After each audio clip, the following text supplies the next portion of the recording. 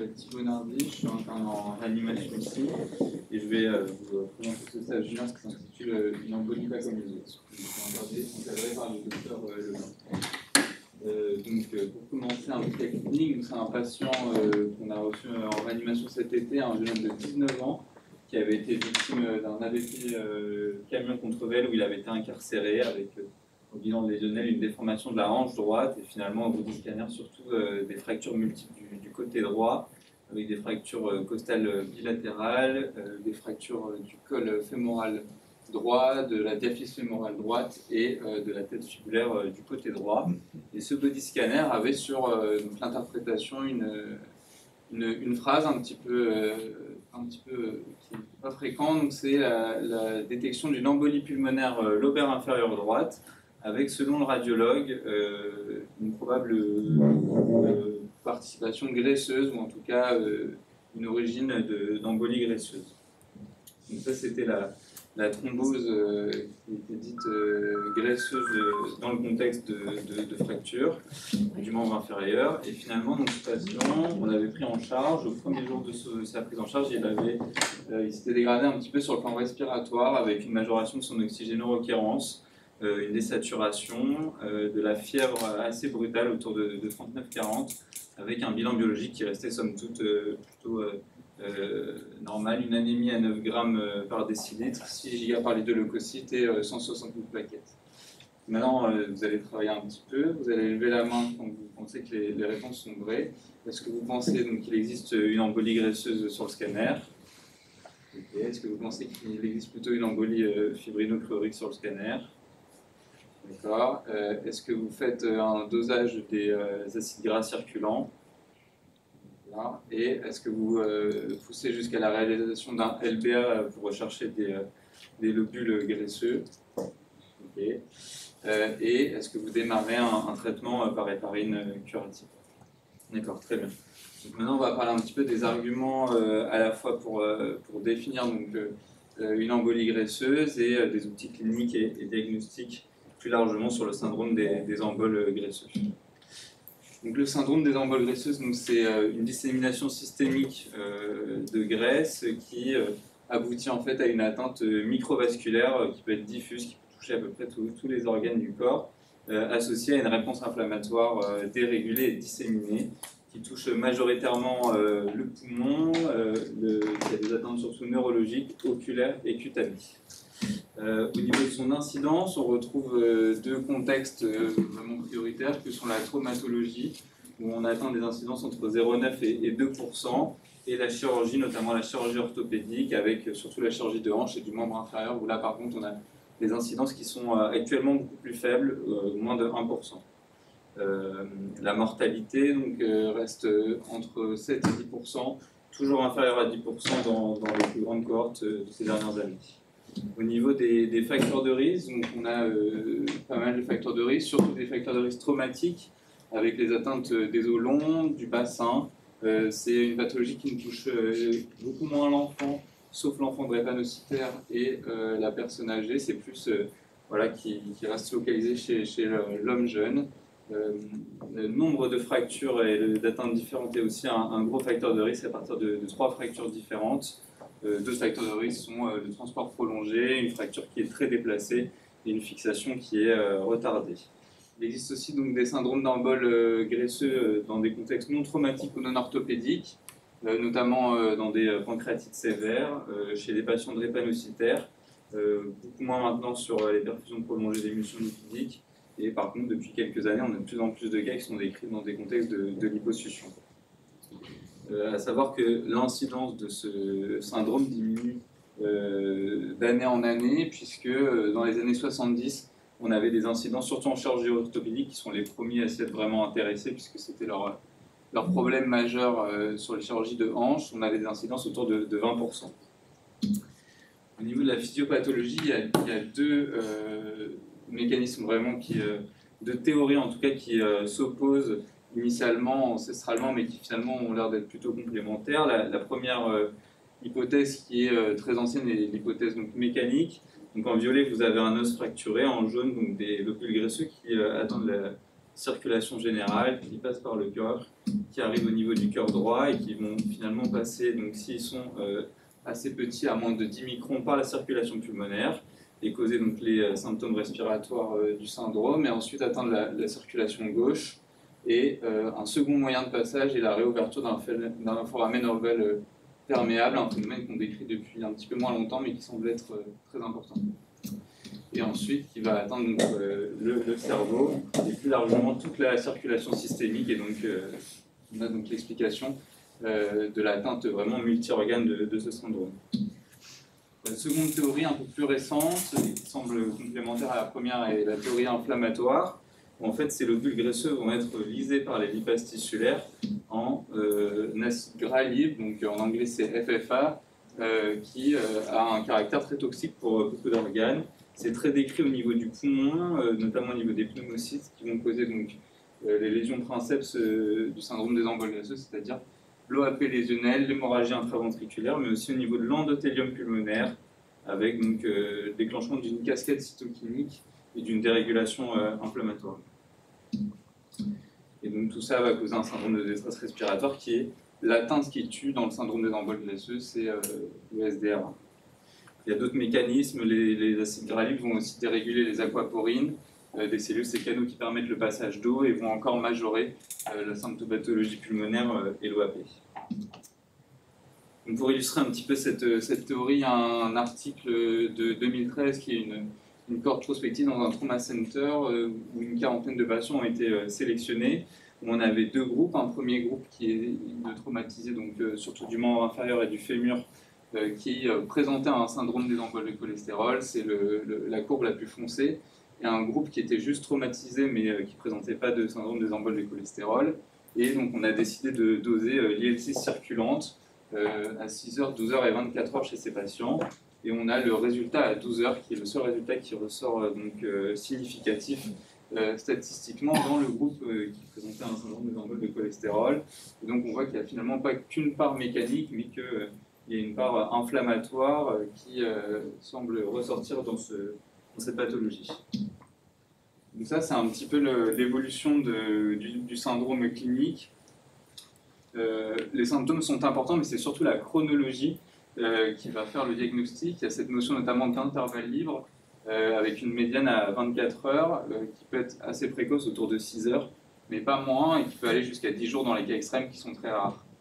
Une fois cet intervalle libre passé, on a un début très brutal, mais très peu spécifique, avec une fièvre, de la polypnée, de la tachycardie, et une dégradation un petit peu générale de l'état du patient. Une atteinte première et la plus fréquente, qui est l'atteinte respiratoire dans 90% des cas, et qui va s'aggraver jusqu'au SDRA dans 10 à 20% des cas. Cette atteinte respiratoire donc, dure une quinzaine de jours maximum. On a en même temps une atteinte qui est moins fréquente, qui est l'atteinte neurologique, qui touche 50 à 80% des patients, et qui là va avoir des symptômes tels que la confusion, l'omnubilation, les crises tonico-cloniques, avec très peu de séquelles, moins de 3% de séquelles, et qui va être complètement résolutive dans 90% des cas en moins de 2 mois. On a ensuite des atteintes un petit peu moins fréquentes, telles que l'atteinte cutanée avec les fameuses PTCHI qui sont très fugaces, qui atteignent surtout les conjonctives, les aisselles et la partie céphalique, et qui arrivent un peu plus tard, au niveau du 2e ou du 4e jour, et qui disparaissent en moins d'une semaine. On a ensuite des atteintes plus anecdotiques, telles que les atteintes rétiniennes, cardiaques ou rénales.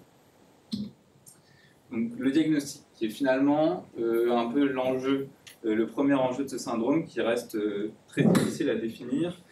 Ça reste un diagnostic d'exclusion, un diagnostic qui est pour l'instant seulement reconnu comme clinique, et où la chronologie reste très importante. Donc, il existe donc un score qui est le plus reconnu à l'heure actuelle, qui n'a pas beaucoup évolué depuis les années 70, c'est le score de GERD, donc avec des critères majeurs qui sont très vagues, assez subjectifs. Hormis les PTCHI, on a l'insuffisance respiratoire avec l'atteinte bilatérale à la radiographie, qui est une atteinte très commune en réanimation et en traumatologie. L'atteinte neurologique chez un patient qui n'a pas de TC, l'atteinte neurologique, c'est pas plus défini que ça. Pas de clinique spécifique à imputer dans cette case, et ensuite des critères mineurs qui sont pareils, très peu spécifiques. Donc initialement on décrivait plutôt un critère majeur, 4 critères mineurs et la présence d'acide gras dans le sang circulant, donc la macroglobulinémie. Finalement, la seule grosse modification qu'il y a eu depuis ces dernières années dans les articles, c'est l'arrêt du dosage des globules graisseux circulants, puisque ça n'est pas du tout spécifique. On en retrouve dans plein de situations de polytraumatisme, et même chez le patient sain. Le nombre de critères majeurs et de critères mineurs est aussi un petit peu litigieux. Certains auteurs s'accordent à dire qu'on peut définir le syndrome avec plusieurs critères majeurs et moins de critères mineurs que dit initialement. Il y a d'autres scores qui ont été proposés, notamment l'index de syndrome des emboles graisseux, qui lui a besoin d'avoir 5 points pour définir le diagnostic, et qui est surtout utilisé pour les atteintes respiratoires, puisqu'il exclut les atteintes neurologiques et il exclut chez les patients qui ont des traumatismes thoraciques et abdominaux. Il est plus simple, mais il se focalise vraiment sur l'atteinte respiratoire, donc il est utilisé dans certaines études qui étudient que le SDRA dans ce syndrome. Au niveau des examens complémentaires, donc il y a beaucoup d'examens complémentaires qui ont été proposés. D'abord sur l'atteinte thoracique, le premier est la radiographie de thorax avec un syndrome alvéolaire interstitiel bilatéral. Ce qui est assez spécifique, c'est une radiographie de thorax normale à J1 et avec une atteinte assez sévère bilatérale à J2. Ensuite, il y a bien le scanner thoracique avec une atteinte qui est pas vraiment vasculaire, mais plutôt parenchymateuse. C'est plutôt du verre dépoli bilatéral, des micronodules centrolobulaires. Et on retrouve très rarement des thromboses graisseuses ou même des thromboses tout court à l'imagerie. Finalement, il y avait le LBA qui avait été proposé, qui était réalisé beaucoup dans les années 90 et au début des années 2000 avec des résultats encourageants sur la recherche de macrophages lipidiques. Il y a plusieurs seuils qui ont été testés, 5%, 20%, même jusqu'à 30%. Et finalement, il y a une étude de la fin des années 90 qui retrouve en fait des lobules graisseux quand on fait des LBA, à la fois aux patients qui sont en réanimation pour des syndromes de dépôt viscérale, mais aussi des traumatisés sans syndrome des emboles de cholestérol, autant que chez des patients qui ont des syndromes des emboles de cholestérol, donc finalement qui n'est pas du tout spécifique. Le fond d'œil était aussi préconisé et fait même partie des critères de GERD, mais finalement, donc déjà les symptômes visuels sont très rares, hein, c'est moins de 1% des cas. Le symptôme principal, c'est le flou visuel. Et finalement, il y a une étude qui s'est intéressée au milieu des années 80 à faire des fonds d'œil à tous les patients traumatisés du fémur qui n'avaient pas de syndrome des emboles de cholestérol. Et en fait, 50% d'entre eux avaient des fonds d'œil pathologiques avec les nodules floconnus et les hémorragies intrarétiniennes qui sont la symptomatologie du syndrome des emboles de cholestérol. Donc finalement, ce n'est pas du tout spécifique non plus. Ce qui a le plus avancé ces dernières années, c'est la recherche de l'atteinte neurologique. Donc le scanner cérébral qui est souvent fait en première intention, surtout pour éliminer un diagnostic différentiel et un état confusionnel du traumatisé en éliminant un hématome ou un processus infectieux crânien. Il est très très souvent normal. La lésion qui est le plus retrouvée dans les différentes études, c'est l'œdème cérébral. Donc pas du tout spécifique non plus. Par contre, l'IRM a beaucoup évolué. Donc ce qu'on retrouve comme lésion, c'est surtout une atteinte de la substance blanche, des hypersignaux T2 avec un hyposignal en T1, qui sont vraiment localisés seulement dans la substance blanche, un aspect de ciel étoilé avec plein de microtrombies.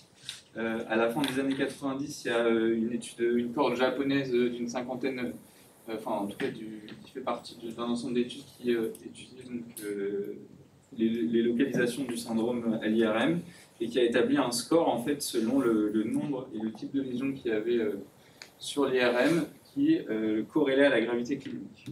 Il y a une donnée qui était ressortie de cette étude qui était notamment que ces lésions étaient très précoces et qu'on pouvait avoir des signes dès 4 heures de prise en charge.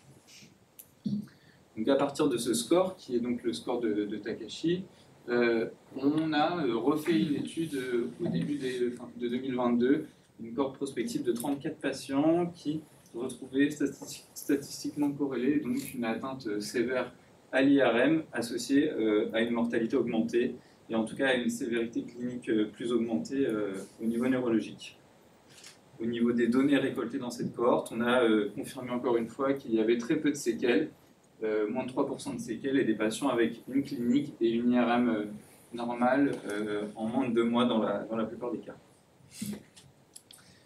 Un autre outil de recherche d'imagerie neurologique est donc le Doppler transcrânien.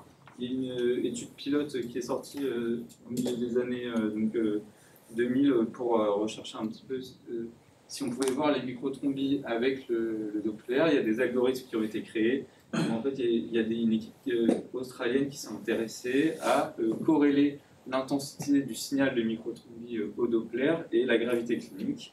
Ils ont aussi associé à cette étude la recherche de foramen ovale perméable au niveau cardiaque.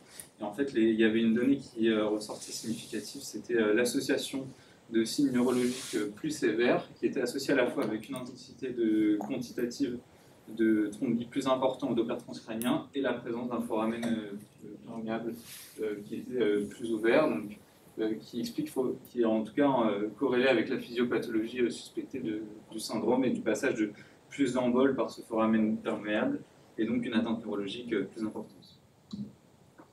Maintenant, au niveau des thérapeutiques, donc, il y a peu de thérapeutiques spécifiques, ça repose surtout sur de la prévention, le support des fonctions vitales une fois que le syndrome est installé, et on va aborder quelques thérapeutiques spécifiques qui ont été essayées au cours du temps, donc notamment les corticoïdes, l'héparine et des pistes sur l'acide ursodeoxycholique.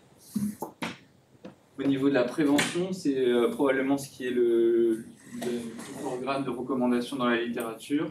Il y a deux choses. D'abord, il y a beaucoup d'articles qui retrouvent une forte diminution du syndrome des emboles de cholestérol avec l'arrivée du damage control et de la fixation précoce des fractures, une ostéosynthèse recommandée en moins de 24 heures.